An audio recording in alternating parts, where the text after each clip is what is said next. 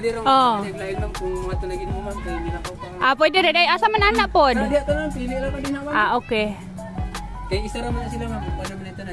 Basig mangita to siya na mo ba? Ino na naman kay. Okay. Pero magpaabot mo ma'am, pagbuka mo na dali. Dali ba? Pwede rin. Tataod mo na ito nga rin. Tapos mo sa pasayro sa pila. Pero kung nagdali mo ma'am, pwede naman ito ma'am. Gusto ko mo.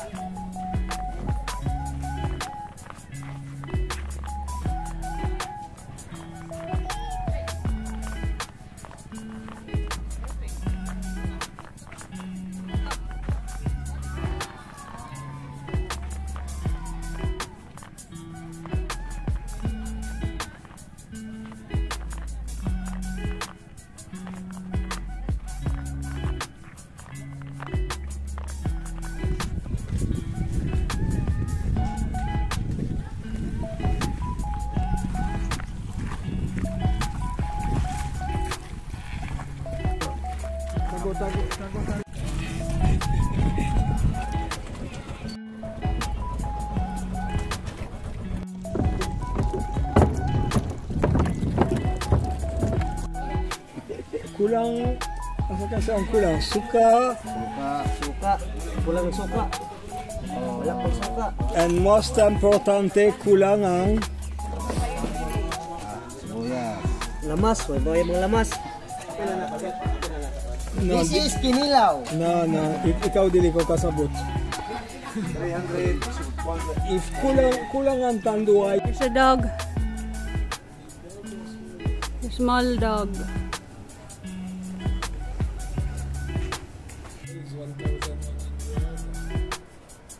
Dawat da? Problem. Okay. Okay te.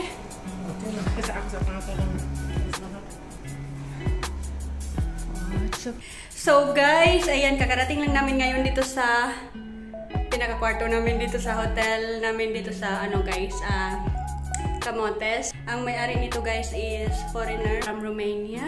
I think nakapangasawa siya ng Pilipina dito sa Camotes. So ayan, dito lang kami ngayon guys kasi napapagod na kami maghanap ng iba pang hotel at grabe kainit ngayong araw na ito guys. At doon kami kanina sa Tulang Diot na island. Grabe ang init guys, pero ang ganda ng island guys. Ang puti ng buhangin, ang lapad ng buhangin guys, grabe. At ang ganda. Grabe, merong mga turistang local na nandoon kanina. So sabi nila, pag peak season daw, dami daw mga foreigners na nagpupunta doon. So ang ganda guys, at ayan, pawis na pawis ako guys, tignan nyo. Kasi galing kami doon at ang init at ayan, magsa-sunburn ako nito mamaya guys kasi lakad ako ng lakad sa beach na napakahaba at napakalapad tapos ang init pa ng araw. So ayan, sunburn later. So magpapahinga muna ako ng kaunti guys. Yung asawa ko nagpa-park pa ng sasakyan namin andun sa labas at syempre nakipag-usap pa sa isa pang nakilala niya dito na nag-check-in din dito, isang foreigner from Malta. So ayun, nag-uusap sila doon kasi ganyan yan ka-talkative yung asawa ko guys, kahit di niya kilala. Ayan, so pahinga muna ako sandali guys, grabe ang init guys. So ito yung CR. Oh wow, normal CR. Wow. Flower design yung towel nila guys.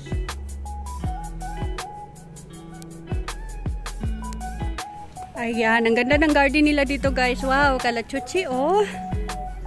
Wow, ang ganda. Meron din ako nito guys sa amin sa Palawan guys. Ayan, ang ganda oh. Ang ganda nitong tingnan kapag namumulaklak na siya guys. Ayan, ito yung alley sa garden nila guys. Wow. Pupunta tayo ngayon sa... Ay, dito pala. Ito na yung restaurant. Bar. Yung restaurant saan? Ah, dyan sa... papasok tayo sa loob. Okay. Kala ko dito pa sa baba. Ito pala yun. Ano tong dito sa baba, te? Padung siya sa island, ma'am. Tulang Diot. Yun yung entrance. Dyan kami galing kanina pala. Sa taas lang pala siya. Oh my. Kasi hinanap namin kanina itong Villa Marquez. Tapos di namin alam na sa baba lang pala kami. Ba yan? Doon kami galing sa isla. Ang ganda ng isla, no? Asa ka na tao?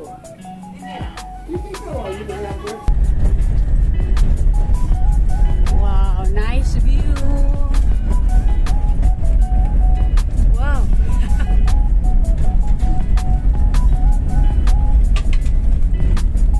Si Kuya yan guys, naglilid sa amin. Papunta kami ngayon sa isa sa beach dito sa Camotes guys.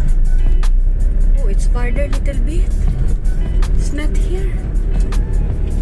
Okay, we're just going to ask or No, but you guys he said there? Okay. Yan, di namin alam guys ang beach na pupuntahan namin at merong nauna sa amin. Gina-guide niya kami. So, ayan guys, dito na kami ngayon sa... Ay, may aso. Anyari sa kanya? Nakatakot baka mga gato. Oh my... Ayan, dito na kami ngayon sa Bacau Beach guys. Di namin alam. So, merong nakasunod sa amin kanina na motor. So, pinauna namin siya para mauna siya dito. So, ayan. Dinala niya kami dito. Ang ganda guys, pero hindi pa siya gaanong develop. Beach lang siya talaga. At merong nakapark na maraming mga bangka-bangka. Siguro for fishing itong mga bangka-bangka na ito guys. Kasi ang main source of income nila dito sa Camotes guys is fishing talaga. Walang iba. So, ayan, medyo marami-raming bangka na nakapark. Ang ganda ng Bacau Beach guys, ano siya, white sand. Yun nga lang, hindi gaanong malinis kasi hindi nga siya developed for tourists.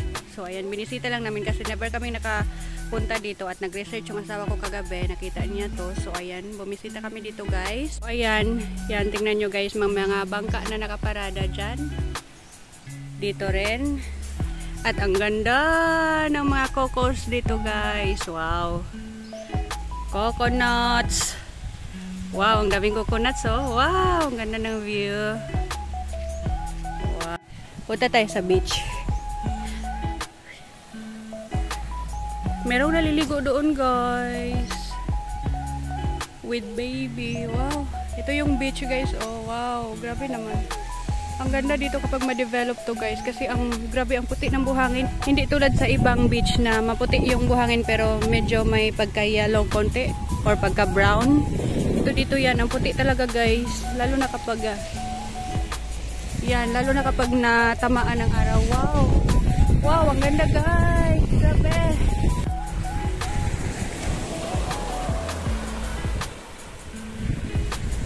What? What's in there? Oh wow. That's nice. Ganda guys oh. Mga upuan. Wow.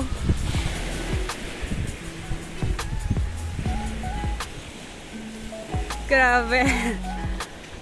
Parang didesign talaga nila ng ganito ah. Oh wow. Oh wow. Wow. Wow. Ito may cottage or ano ba to? Wow. Ayan. Marami silang mga ganito-ganito guys. Wow, may mesa sa loob. Kaso lang walang tao dito na nagbabantay guys. Wow. Wow.